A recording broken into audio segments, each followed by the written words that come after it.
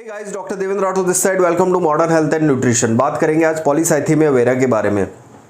Polycythaemia vera एक तरह से बहुत कॉमन ब्लड कैंसर का रूप कहते हैं। कई बार बिनाइन होता है, कई बार फैटल होता है। ठीक है, तो आज उसी विषय पर चर्चा रहेगी। तो अगर आप चैनल पर नए हैं तो प्लीज़ सब्सक्राइब कर दीजिए चैनल को और बेल नोटिफिकेशन दबा दीजिए ताकि आने वाली सारी हेल्थ अपडेट आपको मिलती रहे।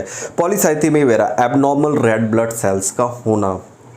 ठीक है, हमारी जो सेल्स होती है, ब्लड होता है, ब्लड के अंदर प्लाज्मा होता है, रेड ब्लड सेल्स होती है, WBC होती है, साथ ही साथ प्लेटलेट्स होती है। लेकिन अगर आपकी red blood cells exponential growth करती है, कई बार बहुत ज़्यादा ग्रोथ करती है, आपका हीमोग्लोबिन 16-17 से अबव चला जाता है, तब आपको ये वाली कंडीशन पर्टिकुलर देखने को मिलती है। उस वाली कंडीशन को हम पॉलीसाइथेमिया वेरा कहते हैं। मैक्सिमम नंबर ऑफ पेशेंट्स में उन्हें पता ही नहीं पड़ता कि उन्हें पॉलीसाइथेमिया वेरा या इस तरह की कंडीशन है, लेकिन वो इन सब चीज़ों से जूझ रहे होते हैं। साथ ही साथ अगर हम देखें, इसके कुछ माइनर सिम्टम्स से लेकर मेजर सिम्टम्स तक देखने को मिलते हैं, जो कि पर्टिकुलर बहुत सारे लोग अवॉइड करते हैं। तो उन सिम्टम्स के बारे में हम बात करेंगे। लेकिन आप इस चीज़ को समझिए कि आरबीसी काउंट का ज़्यादा होना मतलब मेजरली कई बार ये हमें एक फिजियोलॉजिकली देखने को मिलता है। अगर आपको स्लीप एपनिया है या फिर अगर आप हाई हिल पर रहते हैं तो आरबीसी काउंट आपका फिजियोलॉजिकल बढ़ा रहता है, जिसके कोई साइड इफेक्ट नहीं होते हैं। ठीक है, तो मैक्सिमम नंबर ऑफ पेशेंट्स में अगर इंसिडेंटल फाइंडिंग होती है तो डॉक्टर उनसे कंसल्ट करता है, अदर टेस्ट की रिक्वायरमेंट होती है, या फिर उसके अकॉर्डिंग जो सिम्टम्स के अकॉर्डिंग उन्हें ट्रीटमेंट स्टार्ट करने का बोलता है, या कोई भी ट्रीटमेंट की रिक्वायरमेंट नहीं लगती है। लेकिन जैसे अभी मेरे साथ ये हुआ था कि अभी मैंने मेरा टेस्ट करवाया था, ब्लड टेस्ट, तो आप रिपोर्ट देख सकते हैं।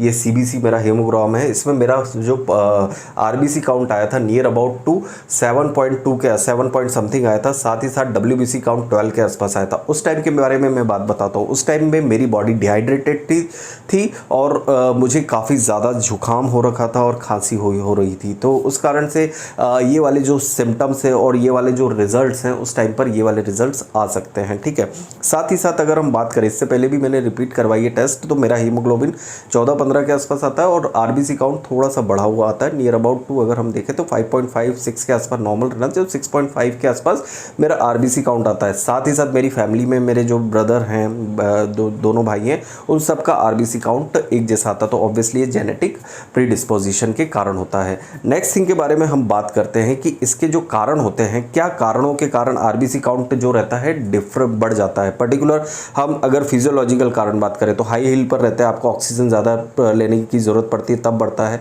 नेक्स्ट थिंग स्लीप एपनिया है, अगर आपको उस कारण से बढ़ता है। मोटापा, ओबेसिटी रहती है, उन पेशेंट्स में बढ़ते हो। सांस से संबंधित अस्थमा रहता है, उस कंडीशन में बढ़ती है। साथ ही कुछ डिसीज़ होती है, कैंसर या फिर ल्यूकेमिया या फिर ब्लड रिलेटेड डिसऑर्डर्स होते हैं, उस वाली कंडीशन में ये RBC काउंट्स बढ़ते हैं। ठीक है, अब RBC काउंट आपका बढ़ गया है, ठीक है, तो क्या कुछ ना कुछ सिम्टम्स आपको देखने को मिलते हैं। आपका विजन लॉस होना या विजन का ब्लर होना, आपको हेडेक होना, डिजीनेस लगना, आपको ईचिंग होना, रेड चकते बन जाना, लाल चकते के निशान बन जाना, आप बार बार खुजाते रहते हैं कई लोग, और ये कॉमन सिम्टम्स होते हैं जो कि पॉलीसाइथेमिया वेरा के पेशेंट्स में पर्टिकुलर देखने को मिलते हैं।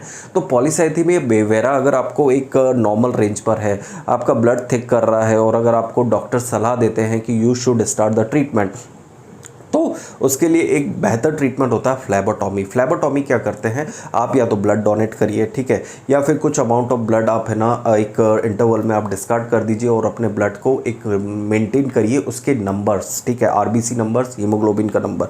पॉलीसाइथेमिया वेरा अगर आपका 16 या 17 से अबोव हीमोग्लोबिन आता है, साथ ही अगर आपका RBC काउंट 5.5 से अबोव आता है, तब you should consult with the doctor, आप कंसल्ट कर सकते हैं। साथ ही अगर आपका कोई भी प्रश्न हो रिलेटेड टू पॉलीसाइथेमिया वेरा या हाई RBC काउंट के बारे में, तो आप मुझसे कमेंट सेक्शन में क्वेश्चन पूछ सकते हो, साथ ही साथ आप कंसल्ट कर सकते हो।